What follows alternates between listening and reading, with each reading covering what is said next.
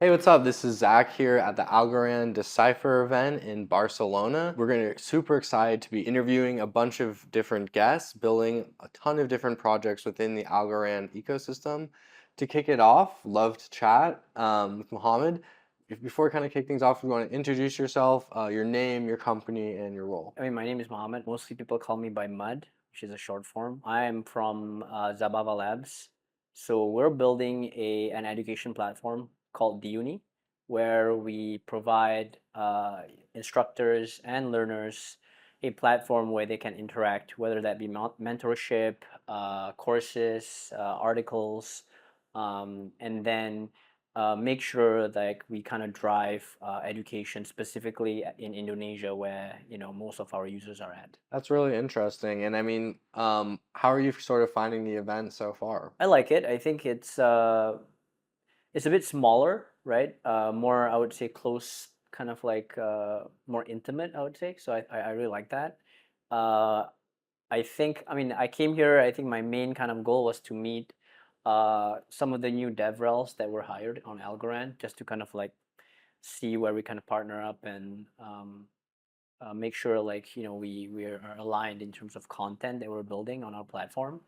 So yeah, that's kind of like already, I would say, achieved in the first day. So I think the rest of the day and tomorrow will probably be just um, partner up and collaborate with possibly the other projects that are up and coming. Could you talk about maybe a little bit about what area you think that your project is impacting people most in terms of Web3? Like, is it DeFi, RWAs, NFTs? Where are you seeing sort of the most interest? That's a good question. I think, I mean, we're primarily an education platform, so the impact would definitely be on empowering the developers, empowering the new users. So the goal is to kind of like um, put out bite-sized content and put up or partner with like influencers and Algorand ambassadors, so that anyone who wants to maybe get an intimate chat with the ambassadors or someone for the foundation would be able to get that from our platform, and then that kind of transaction or payment is done with the Algorand tech, right? So we are integrated with Parawallet, which I think is uh, the best wallet right now on Algorand. Um, and I think education is definitely the main impact that we're aiming for.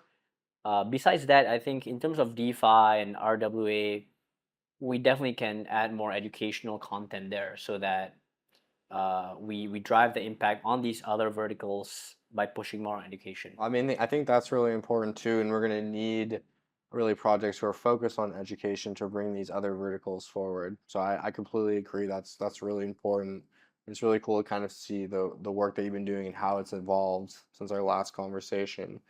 Um, why would you say that this is only possible on Algorand or with Algorand? First and foremost, I think the community. I think we have a strong base of builders and community people and supporters that been there from day one.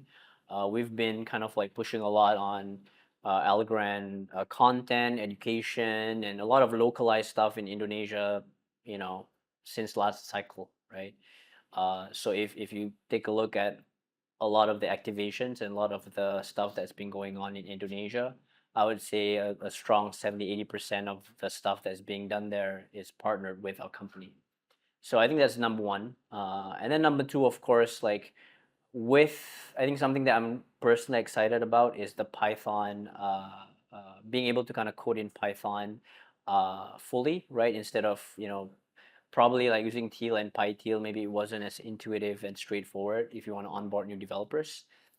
So I think that's something that I think, I'm not sure if that's possible on other chains yet, like being able to fully develop on Python.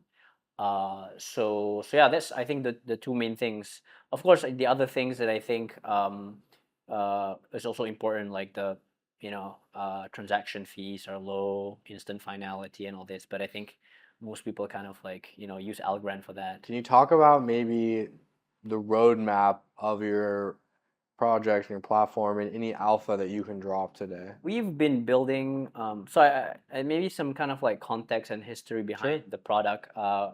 We've been, I think we started on Algorand building a gaming project, but it didn't do as well as, we wanted to be. And I think the market was not, forgiving in that sense, especially building the bear market. That's really tough.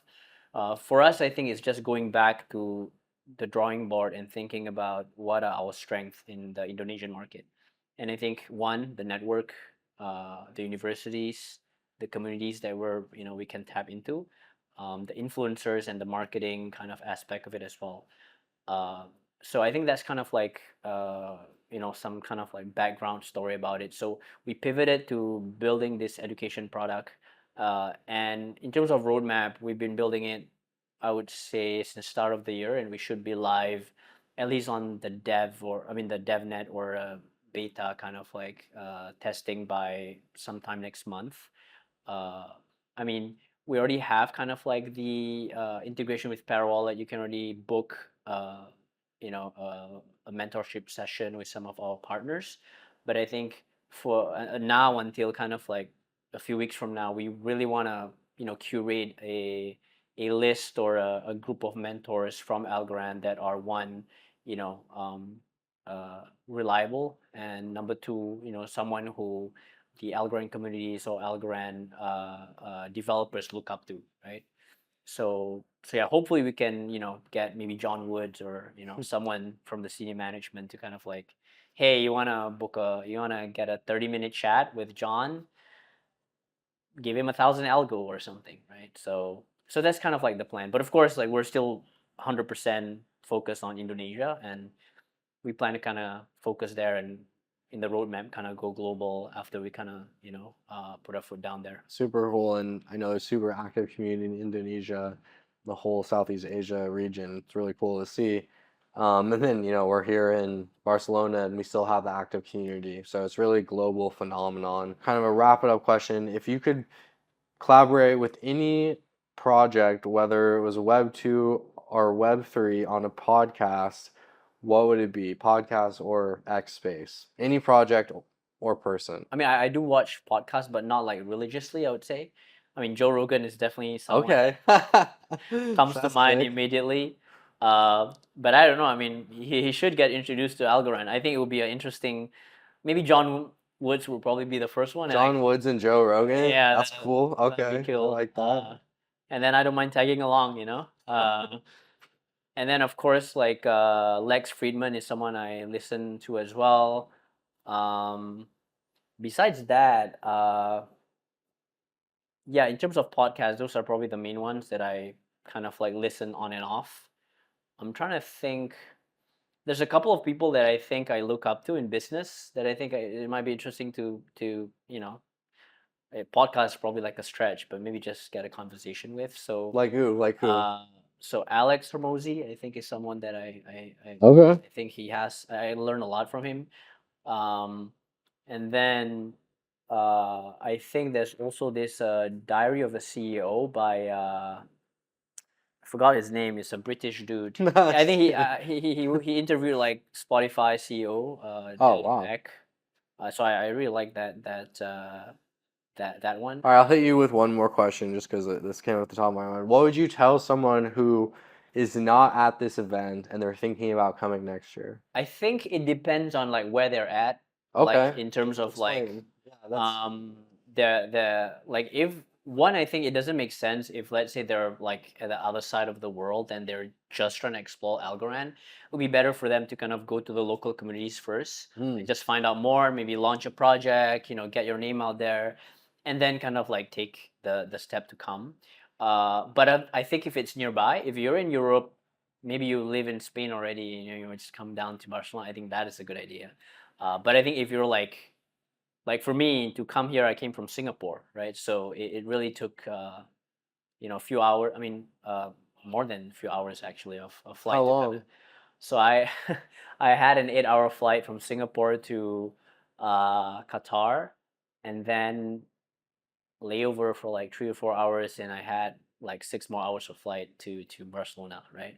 So It's about as long as it took Yeah. for So me. for me, it was like I came here, I had a goal of like the DevRel and maybe meeting a few investors.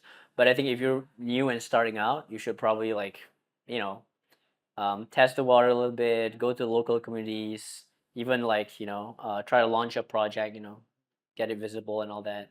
But that is if you're very far away. But if you're nearby, like if you're in Bali and they're running a coin fest, and I mean, hopefully one day I think they should run it in Bali. I think that's a good venue. Thank you so much for the interview. I really appreciate it. Make sure if you're at home to tune into the Algorand accounts. Make sure to follow Muhd and stay updated. And make sure that you check out everything that's coming soon and all of the educational tools that we'll be rolling out. And stay tuned for that chat with John Woods. Thank you.